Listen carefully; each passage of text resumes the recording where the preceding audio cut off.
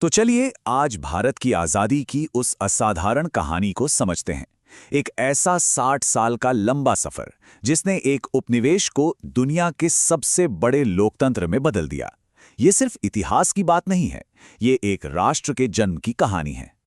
अब सवाल ये उठता है कि आखिर ये हुआ कैसे?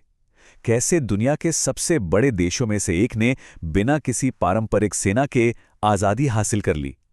सोचिए, एक ऐसा आंदोलन जिसके हथियार तोप या बंदूकें नहीं, बल्कि विचार थे, उसने एक इतने शक्तिशाली साम्राज्य को घुटनों पर ला दिया। चलिए, इस अविश्वसनीय कहानी के पन्नों को एक-एक करके पलटते हैं। हर बड़ी कहानी की शुरुआत, आप जानते हैं, एक छोटी सी चिंगारी से होती है। भारत के स्वतंत्रता संग्राम की शुरुआत भी किसी बिखरे हुए विरोध से नहीं हुई, बल्कि इसकी नींव रखी गई एक संगठित और कह सकते हैं एक बौद्धिक आंदोलन से। इसी ने भविष्य की लड़ाई का मंच तैयार किया। और वो नींव थी 1885 में भारतीय राष्ट्रीय कांग्रेस का गठन।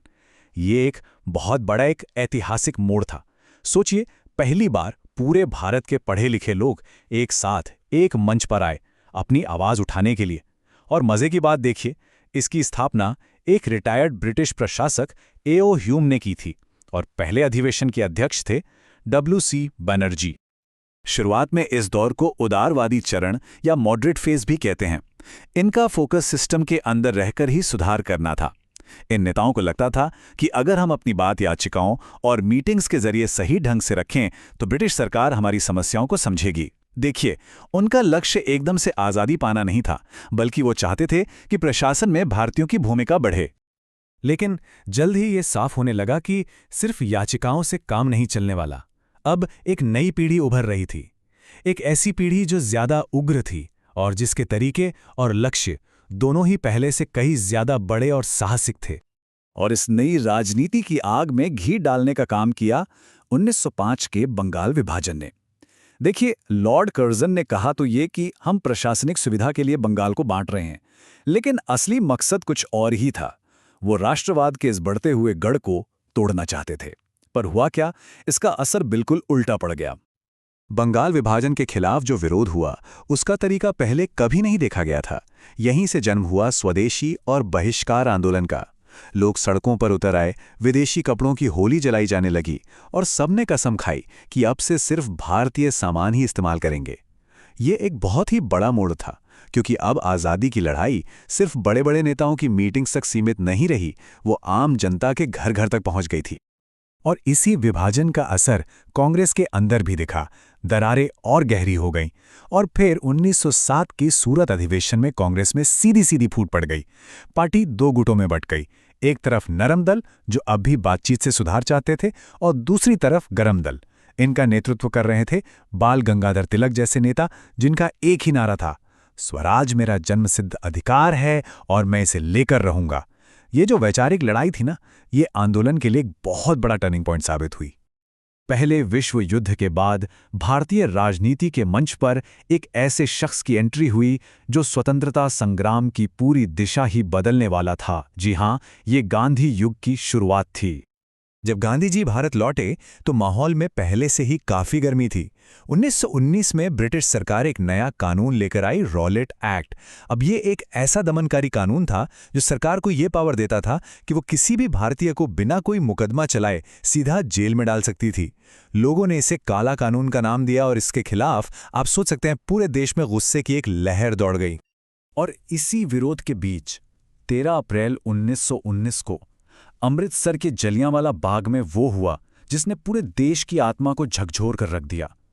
एक शांतिपूर्ण सभा हो रही थी, लोग निहत्थे थे और जनरल डायर ने अपनी फौज को उन पर अंधाधुंध गोलियां चलाने का आदेश दे दिया।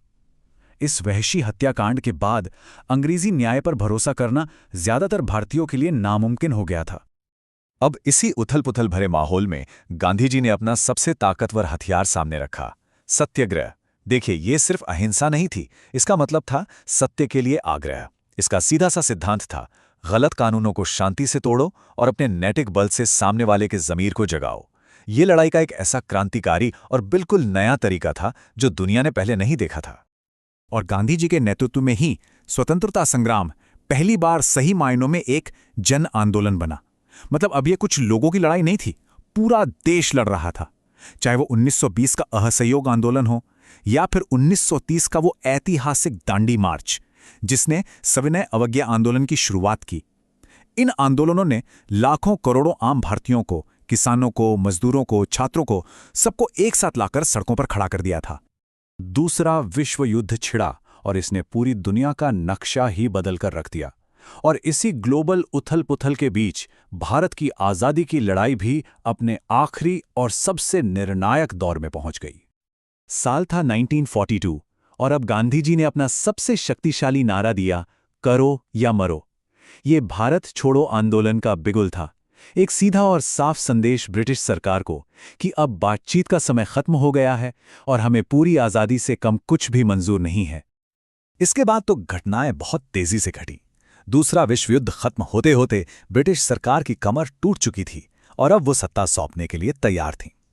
क्रिप्स मिशन आया, कैबिनेट मिशन आया, बातचीत के कई दौर चले, लेकिन कांग्रेस और मुस्लिम लीग के बीच जो मतभेद थे वो सुलझ नहीं पाए और आखिर में लॉर्ड माउंटबैटन अपनी आखिरी योजना के साथ सामने आए। और फिर वो साल आया, वो साल जिसका दशकों से नहीं, पीढ़ियों से बेसब्री से इंतजार था, 1947। आज़ादी, वो एक शब्द, वो एक लक्ष्य जिसके लिए अनगिनत स्वतंत्रता सेनानियों ने अपनी जान कुर्बान कर दी थी। लेकिन ये बहुप्रतीक्षित आज़ादी एक बहुत बहुत भारी और दर्दनाक कीमत पर मिली, और वो कीमत थी विभाजन। क्योंकि माउंटबैटन योजना में भारत को एक नहीं बल्कि 2 देशों में बांटने का प्रस्ताव था। तो जुलाई 1947 में ब्रिटिश संसद ने भारतीय स्वतंत्रता अधिनियम पास कर दिया। 14 अगस्त को पाकिस्तान एक नए देश के रूप में बना और फिर 15 अगस्त की आधी रात को भारत एक आज़ाद मुल्क बना। जवाहरलाल नेहरू आज़ाद भारत के पहले प्रधानमंत्री बने, लेकिन आज़ादी का ये जश्न लाखों लोगों के लिए विस्थापन, हिंसा और एक ऐसे दर्द के साथ आया जिसे भुलाया नहीं जा सकता। स्वतंत्रता का संघर्ष तो 1947 में खत्म हो गया, लेकिन उसकी विरासत वो आज भी जिंदा है। लोकतंत्र, अहिंसा, अनेकता में एकता, ये वो मूल्य हैं जो आज भी भारत की पहचान का आधार हैं। पर यह सवाल हम सब के लिए है कि उस महान संघर्ष की विरासत आज हमारे लिए असल में क्या मायने रखती है।